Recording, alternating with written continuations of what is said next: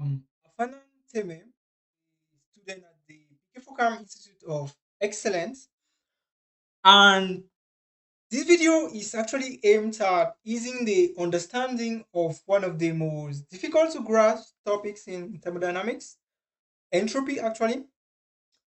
So I'm going to walk you as to understand entropy in such a way that by the end of the video you are quite at ease with it.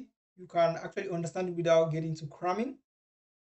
So our plan today will be to cover Clausius statement, Clausius theorem, and Clausius inequality. So let's get started. Before anything, let's try a small experiment. We are going to call it maybe the coffee cup experiment.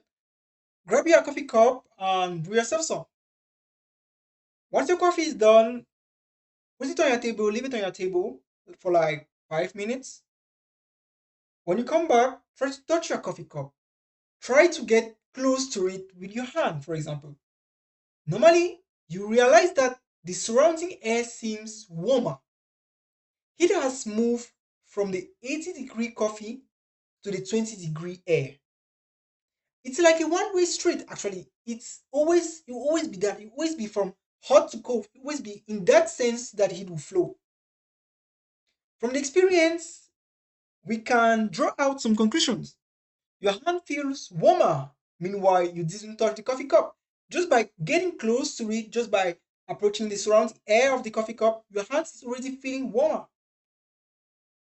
The hot coffee is sensibly losing energy to the colder air.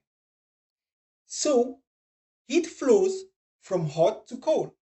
Heat flows from high energy content concentration to low energy content concentration. That's always how it's going to happen in nature. You can take the experiment to another level. Cook some fish, for example. Leave it on your counter. When you come back after an hour, the fish is colder than it was before. That's simply because it has been losing energy to the surrounding. You will never get to come back and you see the coffee warmer or the chicken hotter. That's not possible.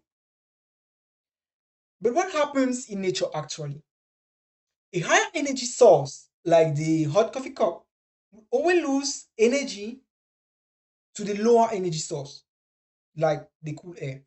Your hand, as it gets near the coffee cup, feels warmer because at that time we can consider your hand to be another energy source which is at a lower temperature than the hot coffee. So you're also getting some of the heat at that time.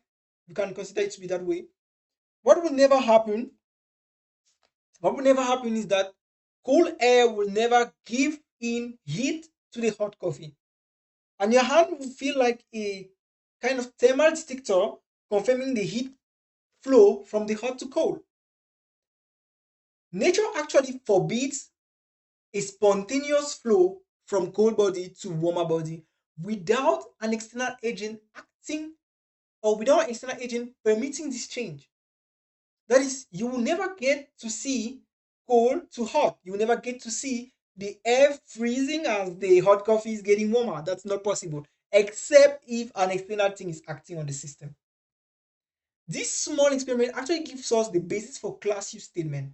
Clausius says that what? It's impossible for any process to have as its sole result the transfer of heat from a cooler body to a warmer body. Or in simpler terms, it's not possible for a lower energy reservoir, let's call it the sink, to send a heat energy to a higher energy reservoir, let's call it the source, without an external agent acting or permitting this change. It's not possible. So from Clausius statement, we can conclude that heat naturally flows from a hot body to a cold body. And the reverse is actually forbidden or spontaneously forbidden. It cannot happen on its own. Clausius actually permits us to establish a foundation for what we are going to call the second law of thermodynamics. Well, a key takeaway here is that nature has a direction. The the direction of energy flow in nature is actually well defined. It's always from hot to cold.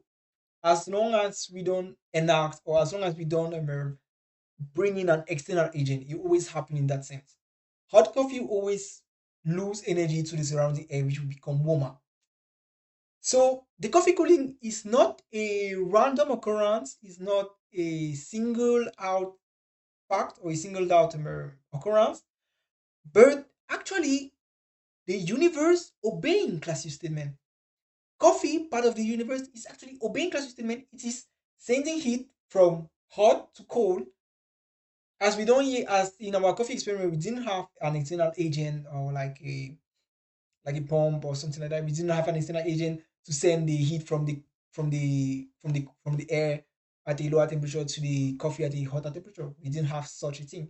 So naturally, it always happened like that: heat, hot to cold, higher energy concentration to a lower energy concentration. Classic statement permits us to draft out a relationship between heat energy and temperature. He tells us that actually heat energy will be directly proportional to the temperature. But now let's classify it as the at the much more deeper level for the reservoirs. That is, let's take it back to our experiment, for example. The higher energy reservoir, let us say hot coffee here, the heat energy content here will always be directly proportional to the temperature of the reservoir. That is, our hot coffee was at something like 80 degrees Celsius. Meanwhile, our cool air is like at 20 degrees Celsius. So hot coffee at 80 degrees Celsius always have a higher energy content than cold air at a lower temperature. That's Clausius statement.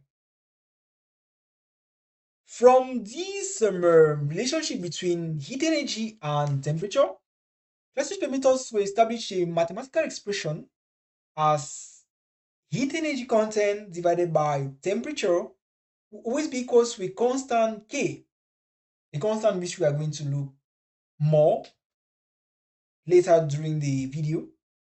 But for now, retain it. Heat energy all over temperature will always give us a constant. And heat energy for a reservoir will always be directly proportional to the temperature of the reservoir. That's good to know.